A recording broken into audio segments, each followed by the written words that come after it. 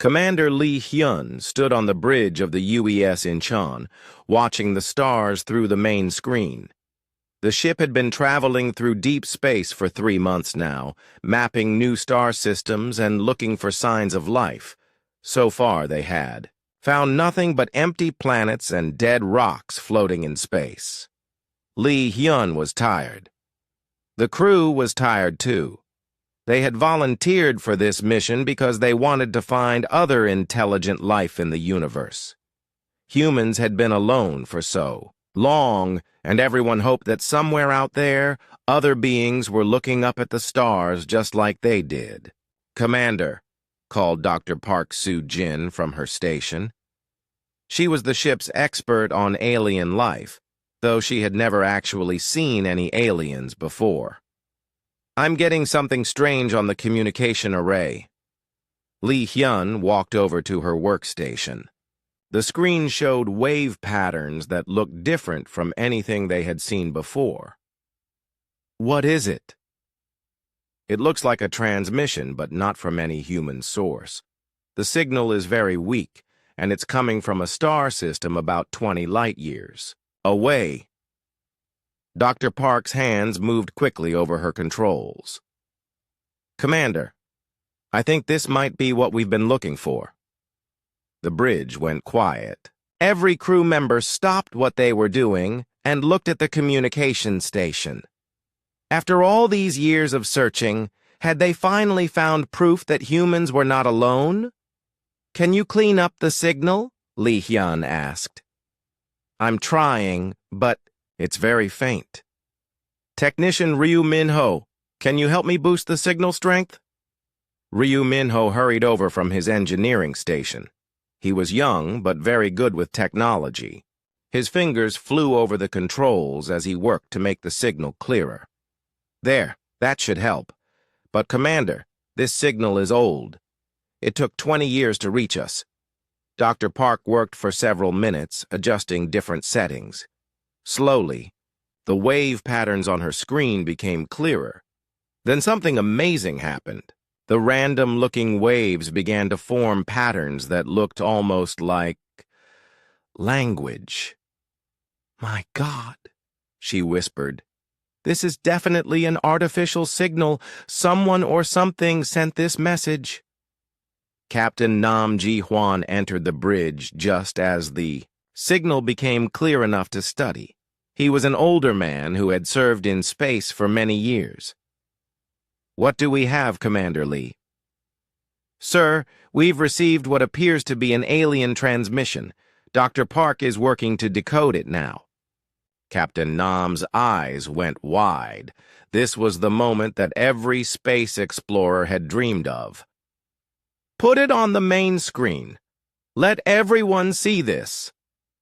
For the next 6 hours, Dr. Park and Ryu Min-ho worked together to understand the alien message. They used the ship's computer to look for patterns and mathematical relationships that might help them translate the strange language. Finally, Dr. Park stood up from her station. Her face was pale and her hands were shaking. "Captain, I think I've got most of it translated, but sir, this isn't the kind of first contact message we expected." "What do you mean?" Captain Nam asked. "It's a cry for help, a desperate plea for anyone who can hear it." Dr. Park's voice was quiet. "The message is from someone named Kale Tharis. He says he's a scientist from a world called Velthara Prime. His people are called the Althari, and they're under attack."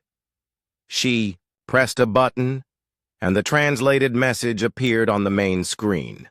Everyone on the bridge read it in silence. "To any civilization that receives this message, please help us. My name is Kyle Tharis, and I am a scientist of the Althari people. Our world, Velthara Prime, is under attack by a species called the Vecthan Empire. They have been destroying our cities for 3 months now. Millions of our people are dead or dying. We are not warriors. We have never made weapons of war. Our technology is for healing, for growing food, for building homes. We have only basic shields to protect our cities, but they are failing. The Vecthans have ships that rain fire from the sky, and we cannot stop them. We have detected radio signals from your direction. Your music and art show us that you are a peaceful people, like us. We do not ask you to fight for us. We only ask for help to save our people. Medical supplies, ships to carry refugees, anything you can spare. Time is running out. Every day, more of our people die. Please, if there is any kindness in your hearts, help us. We have no one else to turn to. The bridge was completely silent when the message ended. Lee Hyun felt his heart pounding. These aliens thought humans were peaceful, like them. They had heard human music and art broadcasts and believed that humans would only help with medical, aid and rescue ships. They had no idea what humans were really capable of when innocent people were being hurt. "Captain," Lee Hyun said slowly, "what are your orders?" Captain Nam stared at the message for a long moment. He thought about the peaceful Althari people being slaughtered by these Vecthan invaders. He thought about the desperate scientist who had sent this message into space, hoping that someone, somewhere, would care enough to help. "Commander Lee, send a reply immediately. Tell this Kale Tharis that humanity has received his message." Captain Nam's voice was firm and steady. "Tell him that help is coming." "What kind of help should I say we're sending, sir?" Lee Hyun asked. "Captain." Nam looked around the bridge at his crew. He saw anger in their eyes. Good people were dying, and someone needed to stop it. "Tell him that humanity always helps those who need it. Don't give any details about what kind of help we're bringing." "Doctor," Park looked confused. "Captain, they specifically asked for peaceful assistance only. Medical supplies and refugee ships." "Doctor, they asked for help. They didn't say we had to help their way." Captain Nam turned to his communication officer. "Send our response. Then set course for Earth immediately. Full speed." "Yes, sir. But, Captain, may I ask what kind of help we're planning to send?" Captain Nam smiled, but it was not a kind smile. It was the smile of someone who had just decided that bullies needed to be taught a lesson. "We're going to help them, Doctor. We're going to help them so well that the Vecthan Empire will never hurt anyone again."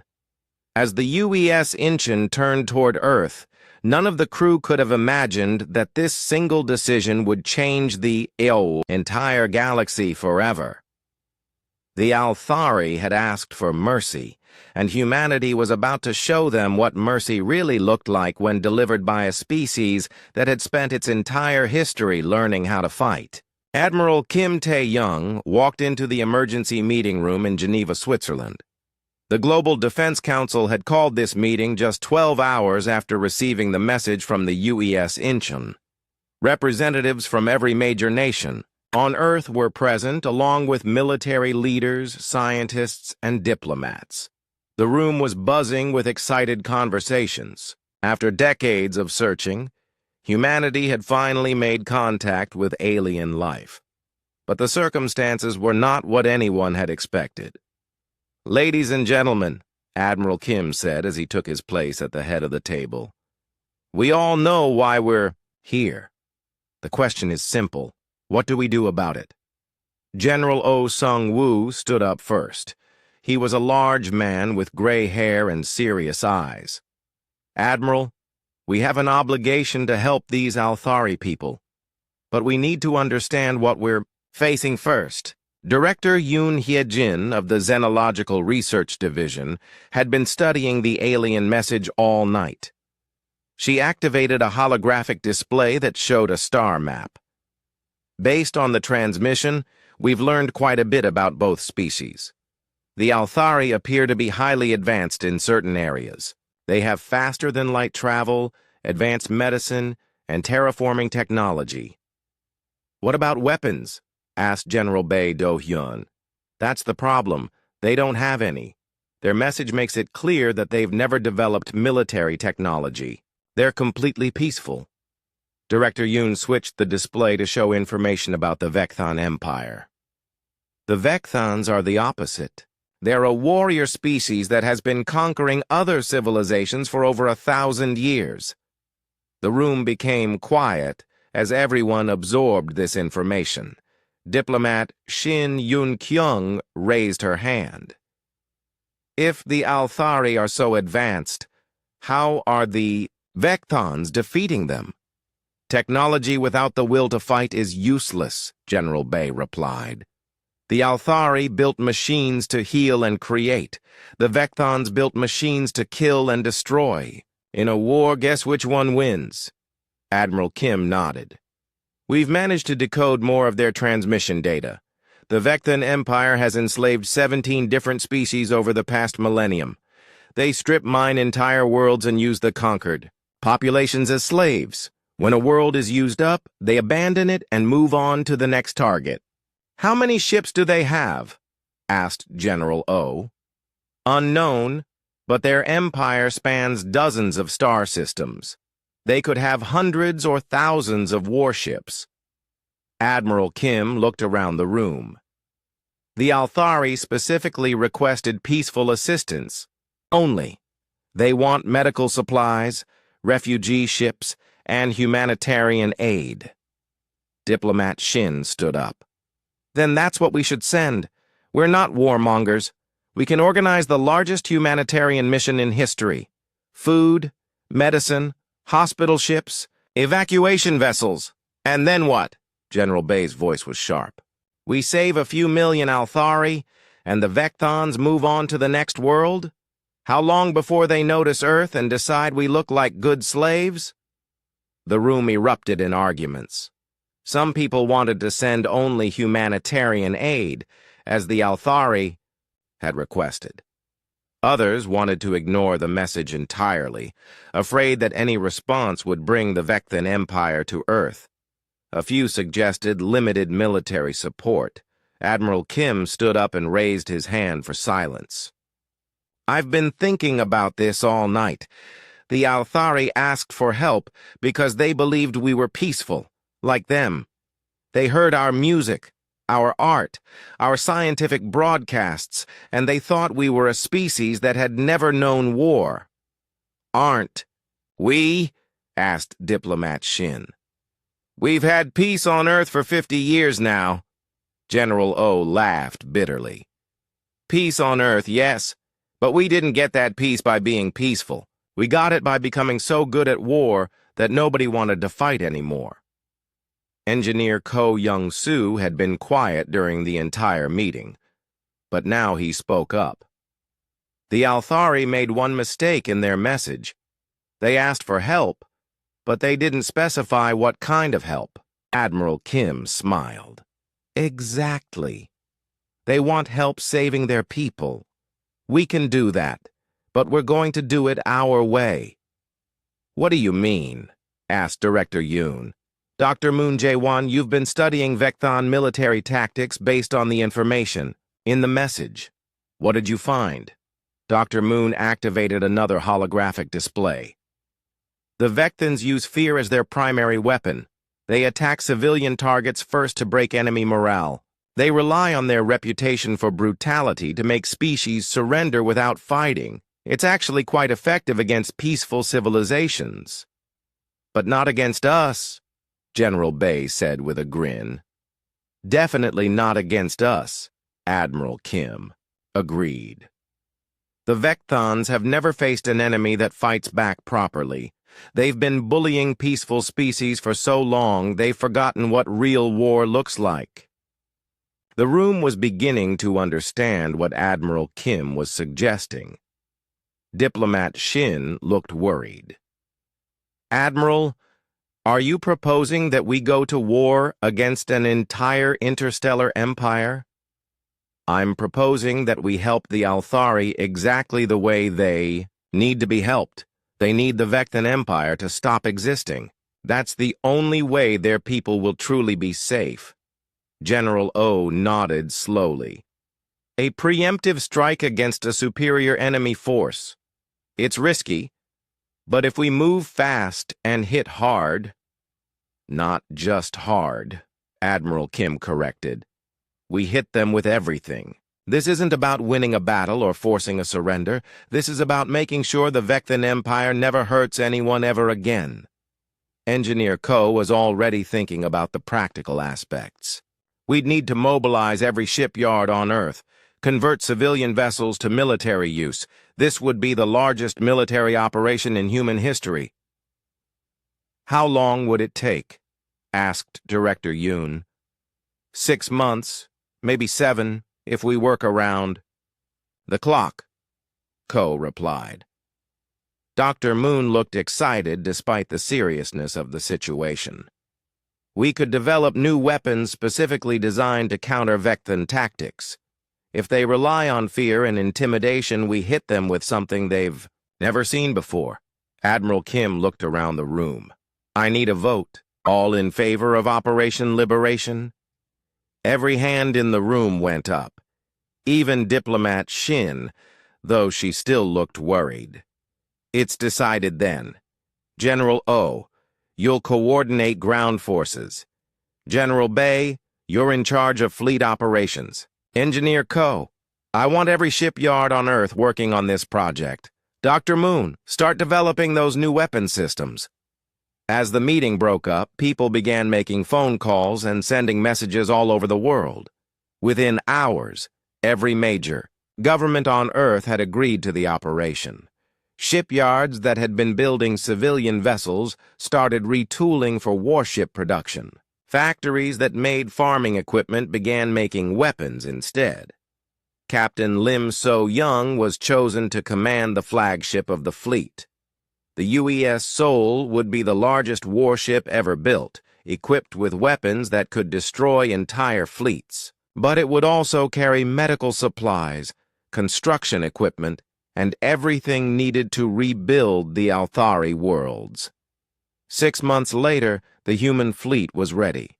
200 warships, 50 support vessels, and 100,000 of humanity's best soldiers, engineers, doctors, and scientists.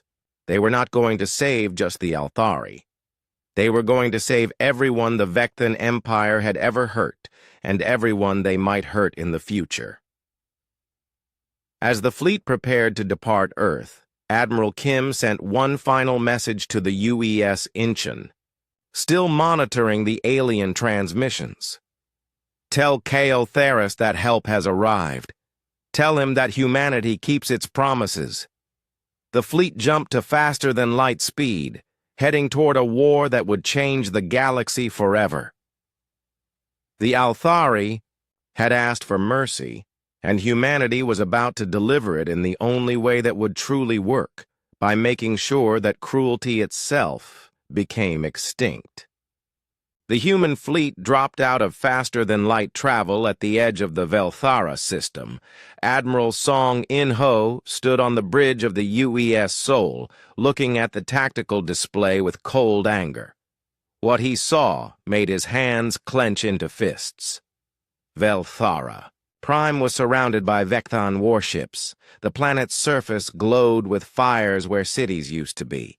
Debris from destroyed Althari ships floated in space like a graveyard. The Vectans were taking their time, slowly destroying everything the Althari had built over thousands of years. How many enemy ships? Admiral Song asked his tactical officer. 47 Vectan warships, sir. They're arranged in a siege formation around the planet. They're not expecting any resistance. Captain Woo Min-jae, commanding the destroyer UES Busan, contacted the flagship. Admiral, we're detecting massive energy readings from the planet's surface. The Vectans are bombarding civilian targets. Admiral Song's jaw tightened. On Earth, they had spent months studying Vectan tactics. The aliens used terror as their main weapon. They would destroy hospitals, schools, and homes first, leaving military targets for last. This broke the spirit of their enemies and made them surrender faster, sir. the communication officer called out. "We're receiving a transmission from the Vecthan fleet. They want to talk." "Put it on screen." The main display showed a reptilian alien in elaborate armor. This was War Commander Thorak Vess, leader of the Vecthan siege fleet. He looked at the human ships with amusement. "Unknown vessels, you have entered Vecthan space without permission. I am War Commander Thorak Vess. State your business here, or be destroyed." Admiral Song stepped forward. "This is Admiral Song Inho of the Human Defense Fleet. We're here to help the Althari people." Thorak laughed, showing rows of sharp teeth. "Help them? Foolish aliens, the Althari are our property now. Their world will be stripped of resources, and the survivors will serve the Empire as slaves. You have no authority here." "You're wrong about that," Admiral Song said quietly. "We have all the authority we need." "You dare threaten the Vecthan Empire? We have conquered 17 species. Your primitive ships are no match for our fleet." Admiral Song smiled, but it was not a friendly smile. "You know what your problem is, Thorak. You've never fought anyone who knew how to fight back." "What are you talking about? All those species you conquered were peaceful, weren't they? They built their technology for healing and creating, not for war. You've been bullying children for so long you forgot what it feels like to face adults." Thorak's amusement turned to anger. "Impudent fools! All ships, destroy these insects!" The transmission ended, and Admiral Song turned to his tactical officer. "Begin Operation Sledgehammer. All ships engage enemy forces. Show them what human warfare looks like." The human fleet exploded into action. Unlike the slow, predictable tactics the Vecthans were used to, human ships moved with deadly precision and speed. The UES Sol's main guns fired, and a Vecthan cruiser simply disappeared in a ball of fire. Captain Wu led a squadron of destroyers in a flanking maneuver that caught the Vecthan fleet completely off guard. The aliens had arranged their ships to bombard the planet, not to fight a real battle. Within minutes, 12 Vecthan warships were destroyed. But the real shock came when the humans didn't try to capture Vecthan ships or take prisoners. Every human weapon was designed for one purpose: complete destruction of the enemy. No warning shots, no attempts at negotiation, no mercy for those who showed no mercy to others. "Sir," the tactical officer reported, "the Vecthan fleet is trying to—" "Retreat! Don't let them!" Admiral Song ordered. "Not one ship escapes! Not one!" The battle lasted 3 hours. When it was over, the entire Vecthan siege fleet was debris floating in space. Not a single enemy ship survived to report what had happened. Colonel Che Hyo-jin led the first landing shuttles down to Velthara Prime. What her soldiers found broke their hearts and strengthened their resolve at the same time. The Vecthan ground forces had been systematically destroying everything beautiful the Althari had created. Libraries burned, hospitals lay in ruins, and millions of innocent people were dead or dying. But they also found Althari survivors hiding in underground shelters. When the first human soldiers entered these shelters, the aliens cowered in fear. They had never seen beings that looked like humans, and they expected more violence. Instead, Major Hong Subin knelt down next to a group of injured Althari children and began treating their wounds with her medical kit. The aliens stared in amazement as the same hands that had just destroyed an entire fleet now gently bandaged their injuries. "It's okay," Major Hong said softly, even though the aliens couldn't understand her words yet. "You're safe now. The bad ones are gone." The first Althari to approach the humans was an elderly scientist named Kale Tharis. He was the same person who had sent the desperate message that started everything. When he saw the human soldiers, he fell to his knees and wept. Commander An Dong-wook helped the old alien to his feet. Through a translation device, Kale managed to speak to the humans. "You came," he whispered. "After all this time, you actually came. But your people, they fight like nothing we have ever seen. Your ships destroyed the entire Vecthan fleet in hours. What kind of beings are you?" Commander An thought about how to answer that question. How do you explain humanity to someone who has never known war? How do you tell them that humans had spent their entire history learning how to fight, not because they loved violence, but because sometimes violence was the only way to stop greater violence? "We're what you get when someone hurts the innocent," he finally said. Kale looked confused. "But the way you fight, it's so brutal, so complete. Yet now you heal our wounded and ask for nothing in return. I don't understand." "The Vecthans hurt.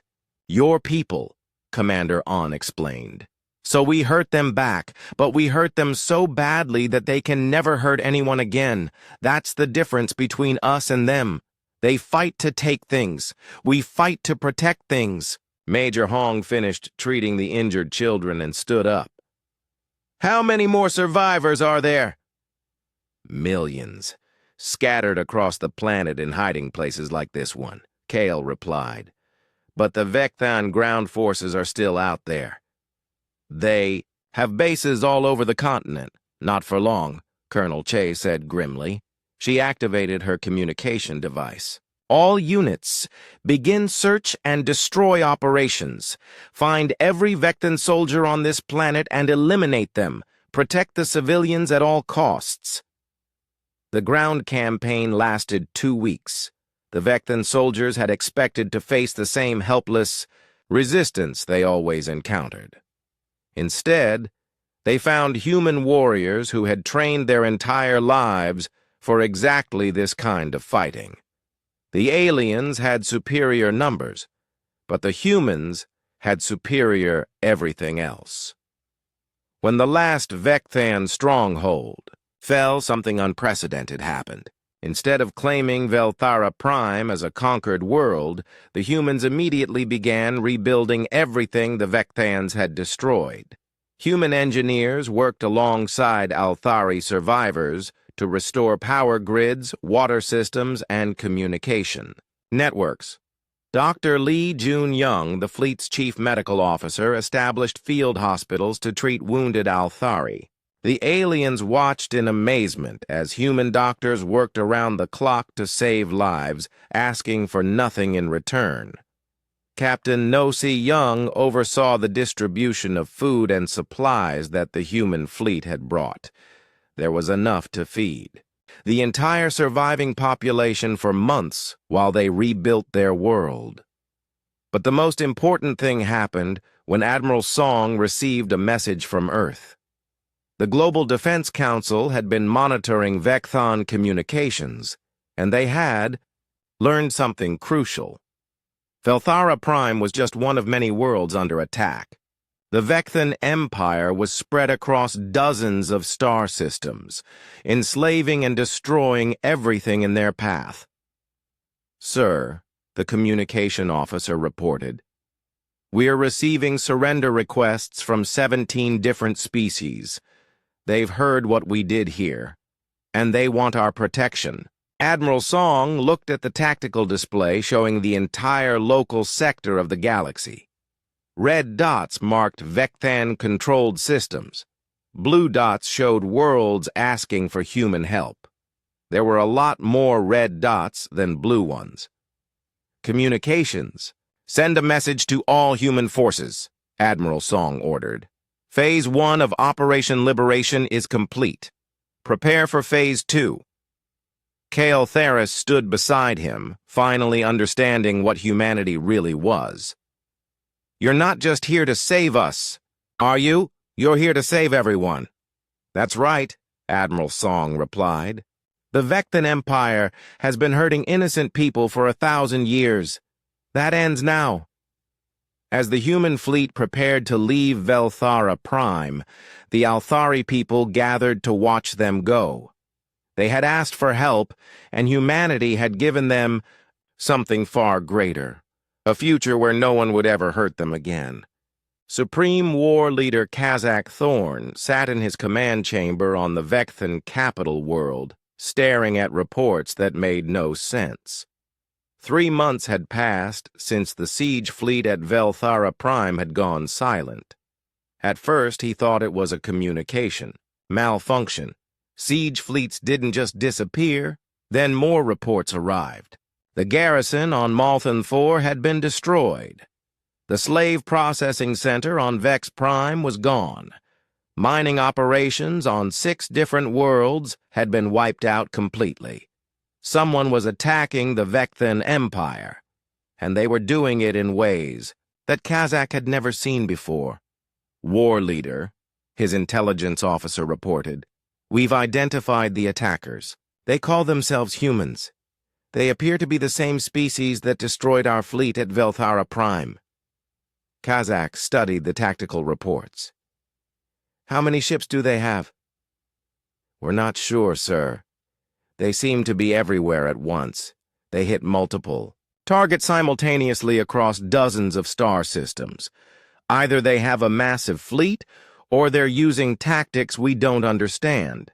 What Kazak didn't understand was that he was facing something the galaxy had never seen before. Total war doctrine.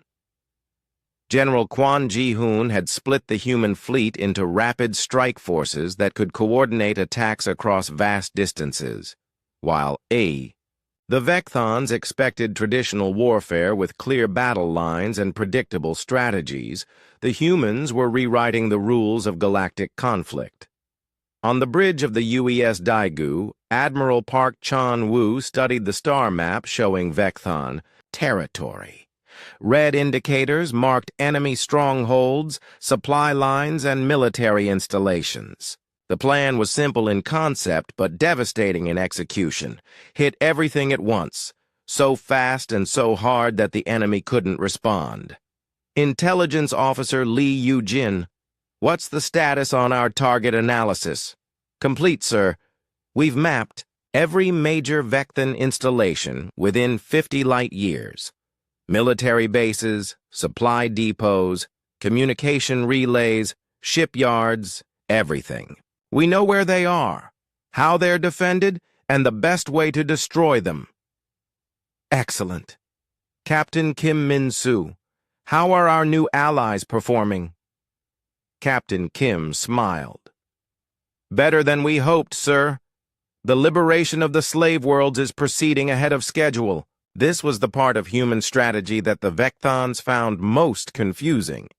When human forces liberated a world that had been enslaved by the Empire, they didn't just free the people and leave. Instead, they immediately began training the freed, slaves in human military tactics. Training Sergeant John Hyun-woo ran the first Liberation Academy on a former slave world called Kepler 7th.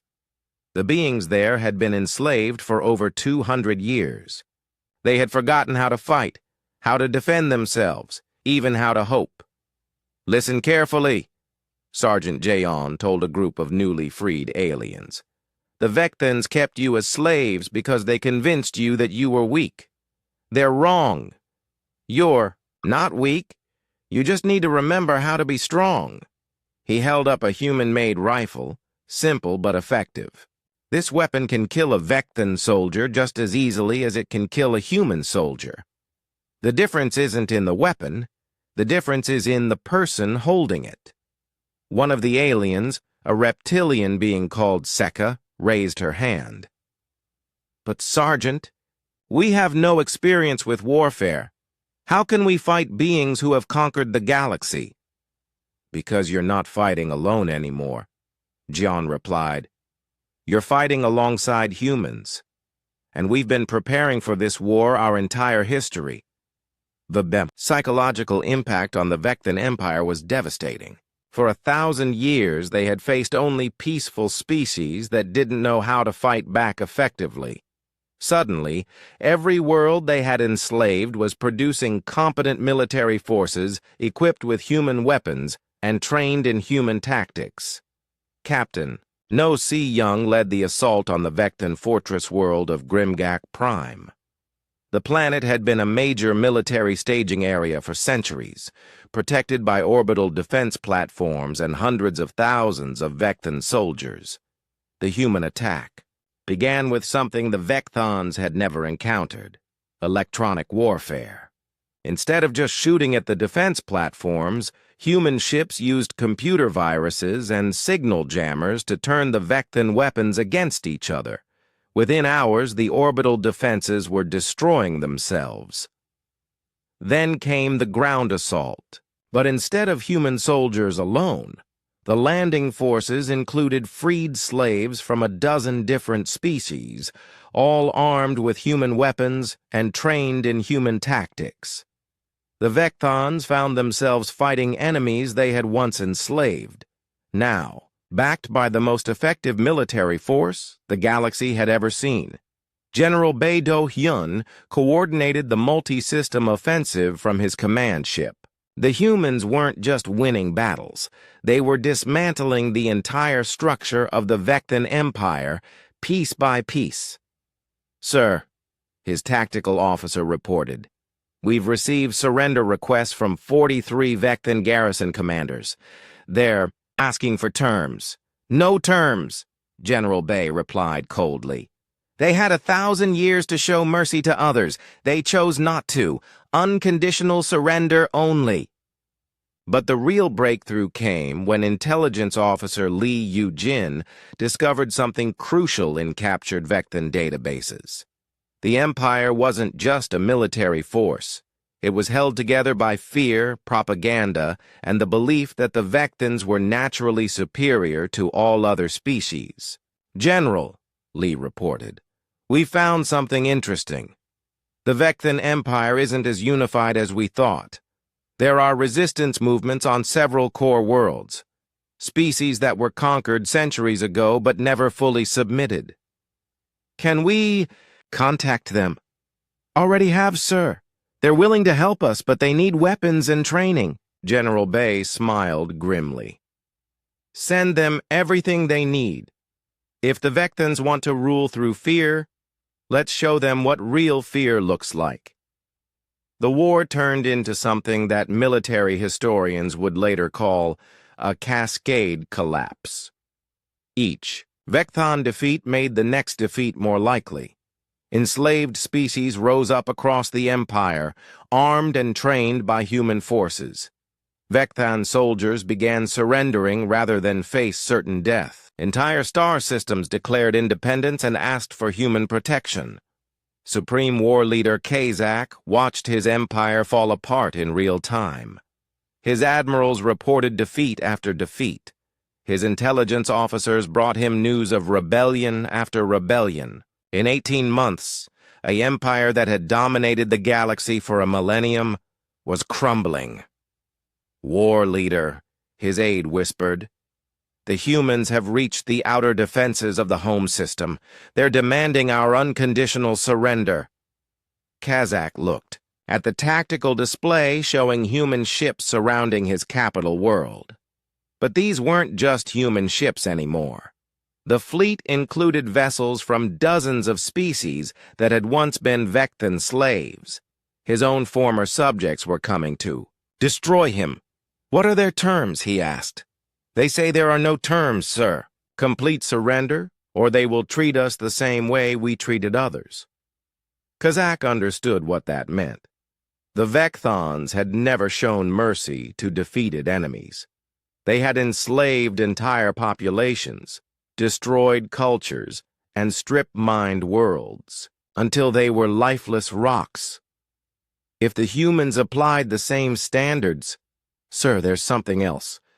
The humans are broadcasting a message to our population." The main screen showed a human officer standing before a gathering of freed slaves from many different species. Captain Lim So-young spoke directly to the Vectan people. Citizens of the former Vectan Empire, your leaders told you that you were superior to all other species. They told you that conquest was your natural right. They were wrong. For 1,000 years, your empire has brought nothing but suffering to the galaxy. That ends today. She gestured to the alien standing beside her. These beings were your slaves. Now they are our allies. They have chosen to show you more mercy than you ever showed them. Surrender now, and you will be treated fairly. Continue to resist, and you will face the consequences of your choices. The broadcast ended, and Kazak sat in his chair for a long moment. Outside his window, he could see human ships in orbit around his world, ships that belonged to a species his people had never heard of 2 years ago. Ships that had destroyed the greatest empire in galactic history in less than 2 years. Send the surrender signal, he said quietly. Sir? You heard me. Send the signal. The war is over. As the last Vectan forces laid down their weapons, something unprecedented happened in the galaxy. For the first time in over 1,000 years, there was no species actively enslaving others. The humans had done something that seemed impossible. They had ended organized galactic oppression through the simple application of overwhelming force. But as Admiral Song In-ho received the final surrender, he knew that the hard part was just beginning. It was one thing to destroy an evil empire. It was another thing entirely to build something better in its place. 6 months after the fall of the Vectan Empire, Ambassador Kang So-jin stood in the newly constructed Galactic Liberation Council building on the former capital world of the Empire.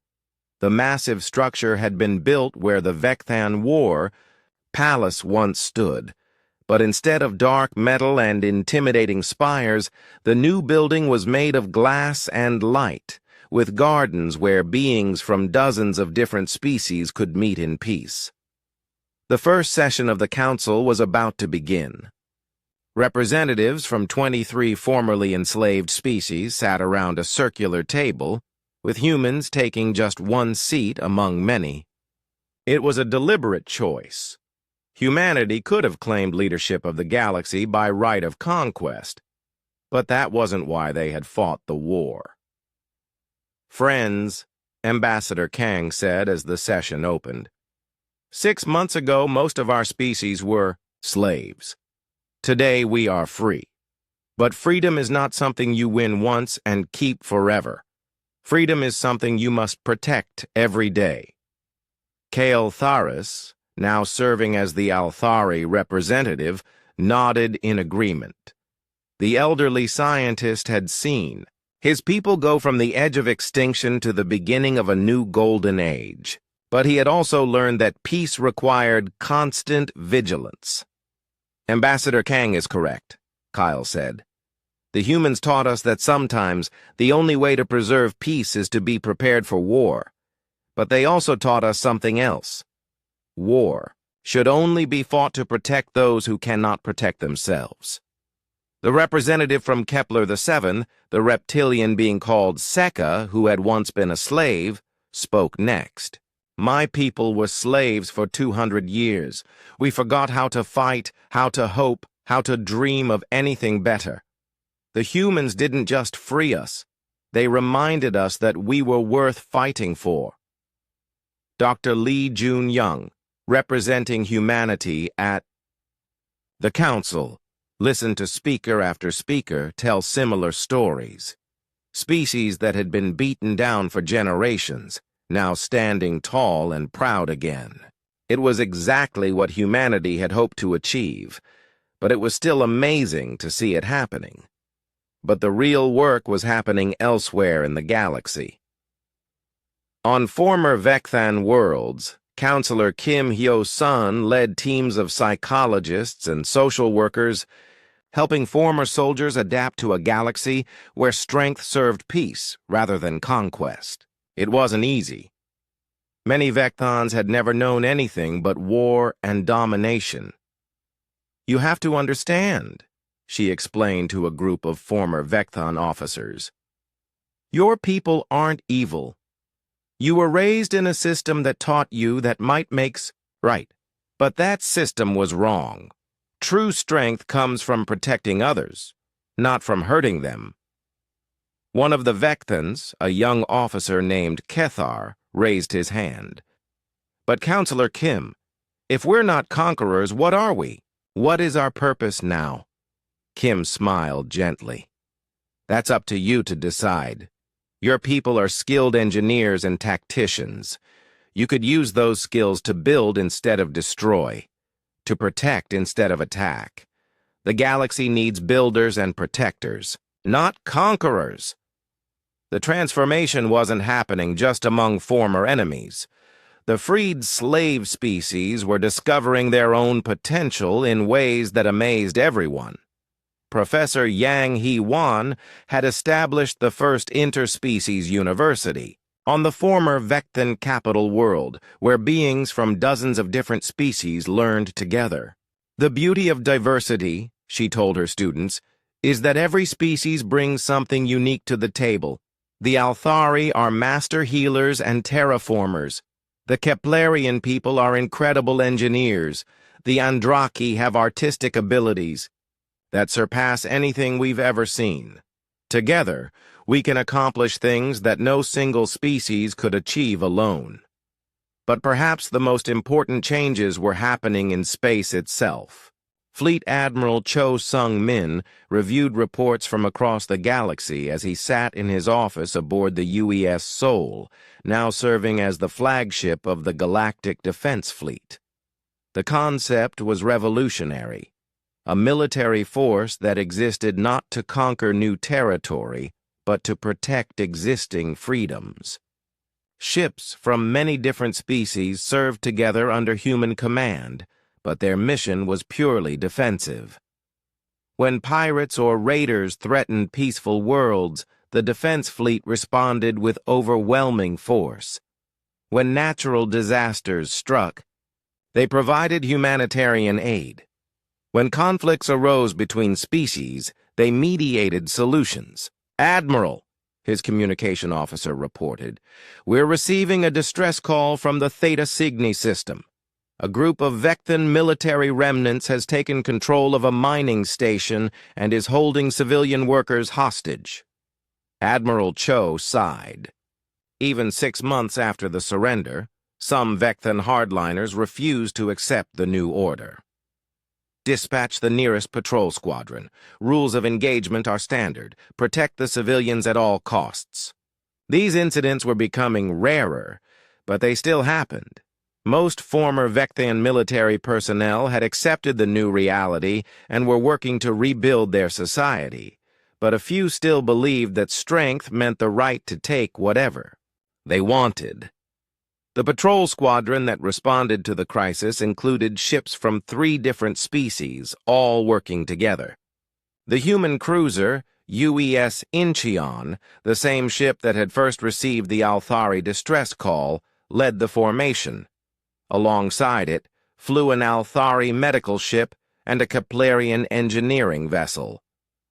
The hostage situation was resolved in 3 hours, without a single civilian casualty. The Vecton raiders surrendered when they realized they were facing not just human firepower, but a united galactic community that would not tolerate a return to the old ways. But the most significant moment came when the Council received its first major test. A previously unknown alien species called the Hegemony had been expanding into the outer rim of the galaxy, conquering primitive worlds and enslaving their populations. They had heard about the fall of the Vecton Empire and decided to test the resolve of the new galactic order. "They've attacked 3 worlds in the outer spiral," reported Intelligence Chief Park Chan-woo. "Their tactics are similar to the Vectons: terror bombing, civilian targets, mass enslavement." The Council's response was swift and unanimous. Ambassador Kang addressed the Hegemony directly. You have attacked innocent people under the protection of the Galactic Liberation Council. You have one opportunity to withdraw from all conquered territories and release all prisoners. If you refuse, you will face the combined forces of 23 species who have learned that freedom is worth fighting for. The hegemony's leader responded with threats and boasts about their military superiority. They had never faced united resistance before, and they believed the council was bluffing. They were wrong. The counterattack against the hegemony was swift, coordinated, and absolutely devastating. Ships from every council species participated, using tactics and technologies shared freely among allies. The war lasted exactly 47 days and ended with the complete surrender of the hegemony forces. But more importantly, the freed hegemony, slaves were immediately welcomed into the galactic community and offered the same training and support that had been given to former Vectan slaves. The cycle of liberation continued to expand. As the first year of the new galactic order came to an end, Kael'Tharis found himself back on Velthara Prime, walking through the rebuilt capital city.